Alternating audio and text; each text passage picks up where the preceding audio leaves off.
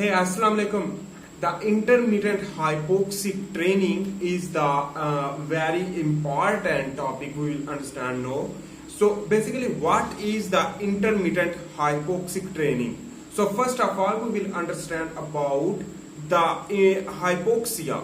So then we will understand about what is the hypoxemia and hypoxia and what is the intermittent hypoxia, which that is beneficial.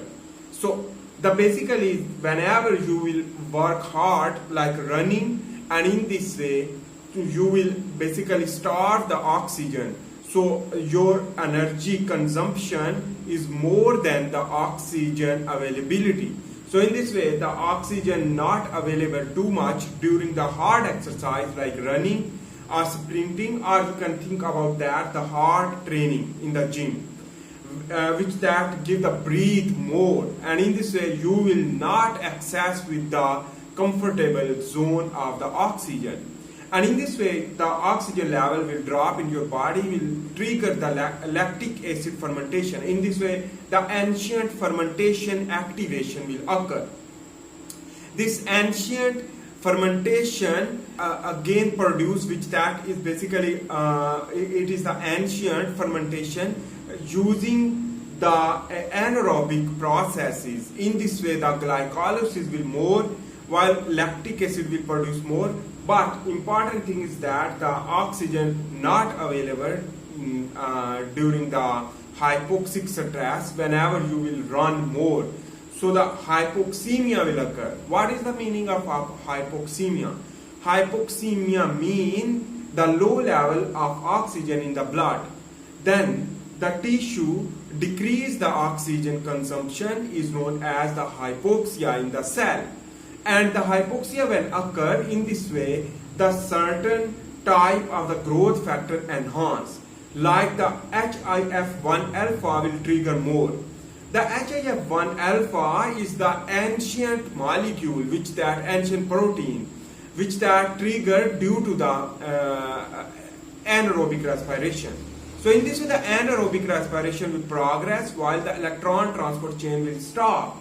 In this way the oxygen is not using in this time, but intermittently you can give the shock of hypoxia for basically 1 hour and basically stop the hypoxic shock, and that you can get the health benefit we will discuss also.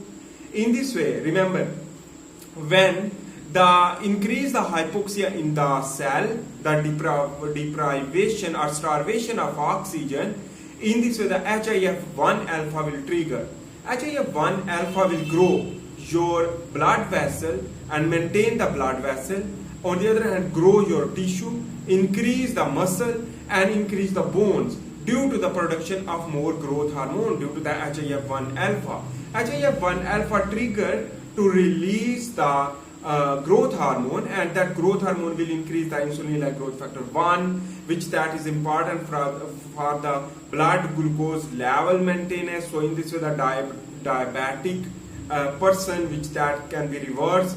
On the other hand, increase the growth hormone will lead to bone morphogenetic protein activation and the brain derived neurotrophic factor, which that enhance the brain function more. In this way the brain properly functioning, increase the basically increase the memory, increase the cognitive power in your brain, while on the other hand increase the bone density due to the IGF-1 production due to the HIF1 alpha. Basically all things which that is related to the stimulation of the growth factors, which that stimulate the bone density, muscle growth, and your stamina will build. In this way the hypoxic intermittent hypoxic shock, which that will lead to increase the muscle growth and bone growth and your hair growth, and premature gray hair will reverse.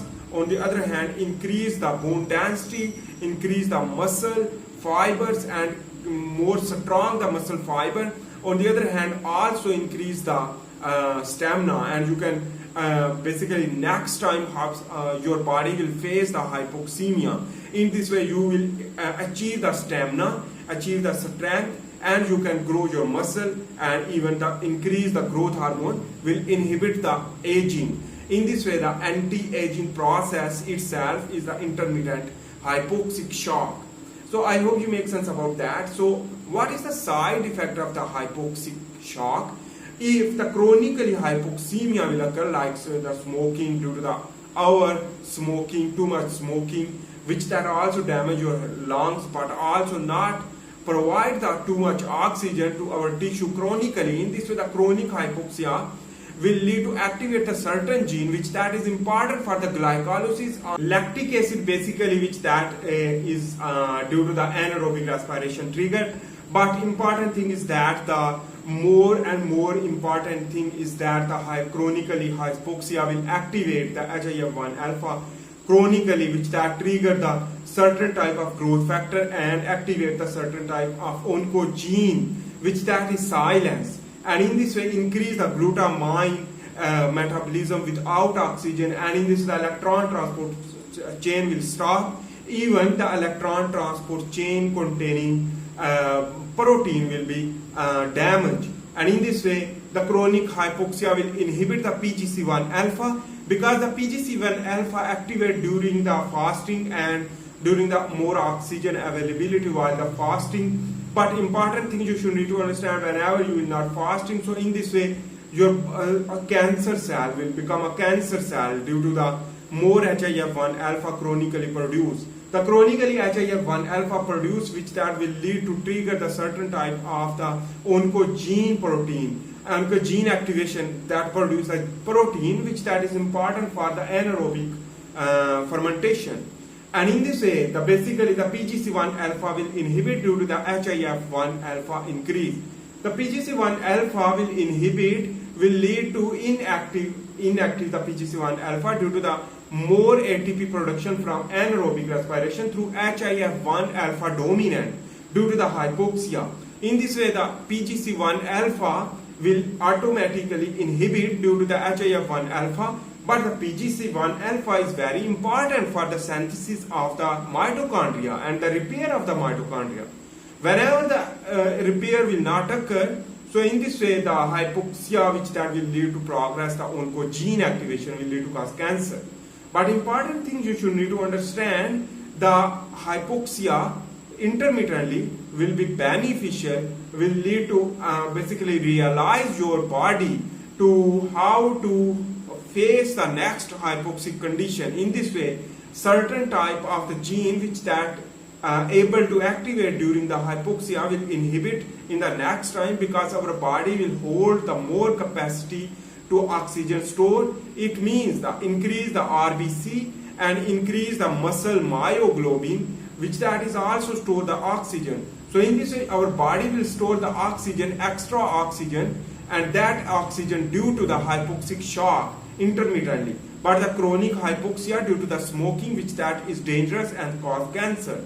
Important thing you should need to understand, the HIF1 alpha increase the endothelial growth factor, bone derived neurotrophic factor, and the BDNF, and on the other hand the IGF and growth hormone. A lot more growth of your body, which that is improved due to the intermittent hypoxic shock.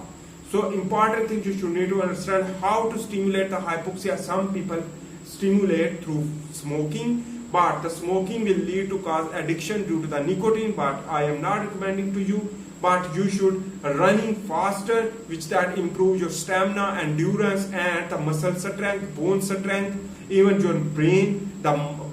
Basically is the synaptogenesis will increase, the cognitive power increase. On the other hand, the neuroplasticity and the neuron will be improved. I hope you make sense about that. The hypoxic shock is very important, will lead to progress your body, and in this way you will improve your muscle. So if you want to gain your muscle and lose the fat, hypoxic shock is very important, because HIF1 alpha increase the growth hormone, and growth hormone directly target to the lipolysis in the adipose tissue. So the breakdown of the lipid increase. I hope you make sense about that. If you like my video, please make sure to subscribe, like and share. See you in the next video. For this, bye. Allah Hafiz.